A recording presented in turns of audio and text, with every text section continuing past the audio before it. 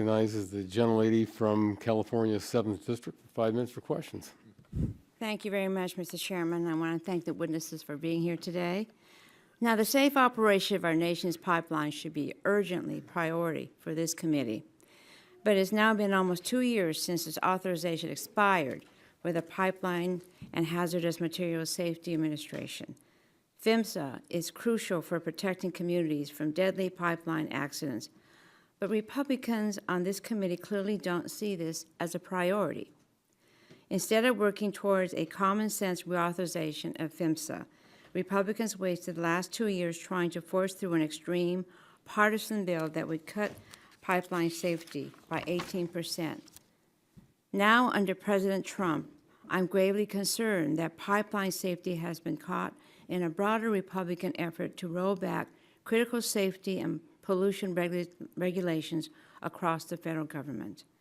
As my colleagues have discussed, multiple senior officials at PHMSA resigned or having been pushed out of the agency.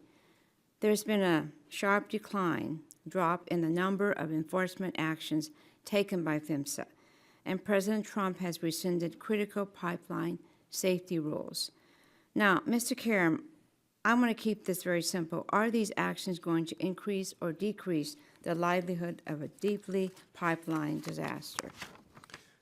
Thank you for that. As I stated before, I believe strong regulations and effective enforcement are critical to pipeline safety, and actions that erode those, I fear, will hurt pipeline safety. Exactly. Mr. Caram, this looks like a deliberate effort to cripple PHMSA's capacity to act as an effective safety regulator in order to benefit the oil and gas industry. Would you disagree?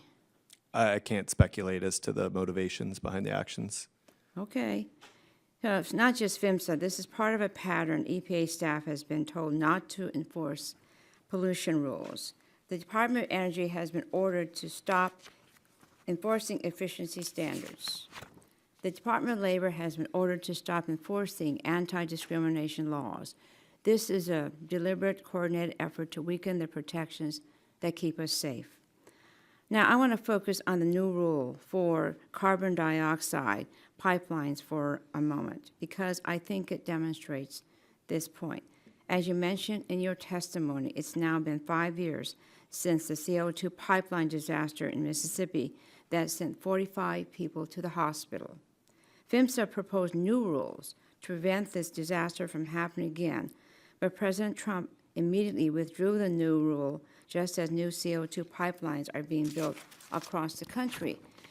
Mr. Caram, can you briefly describe some of the unique challenges and concerns surrounding the carbon dioxide pipelines?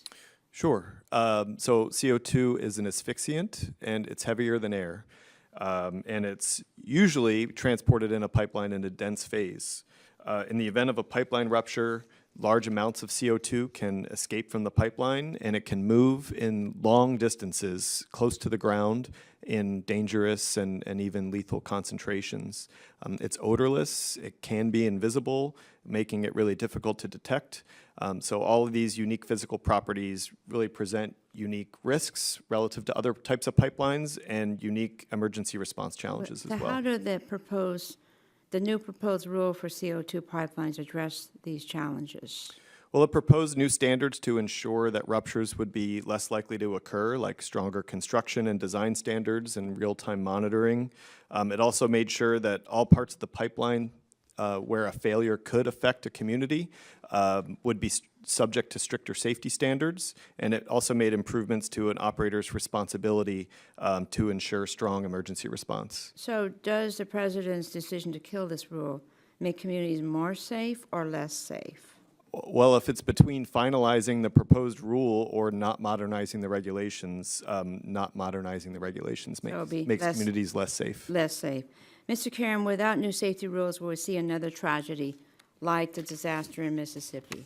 I certainly hope not. We will be relying on operators to follow voluntary industry standards instead of the law. Okay, let me just talk about hydrogen blending.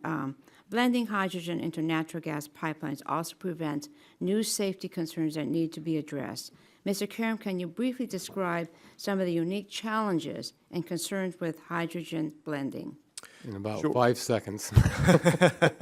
I'm not sure I can do that in 5 seconds. Okay.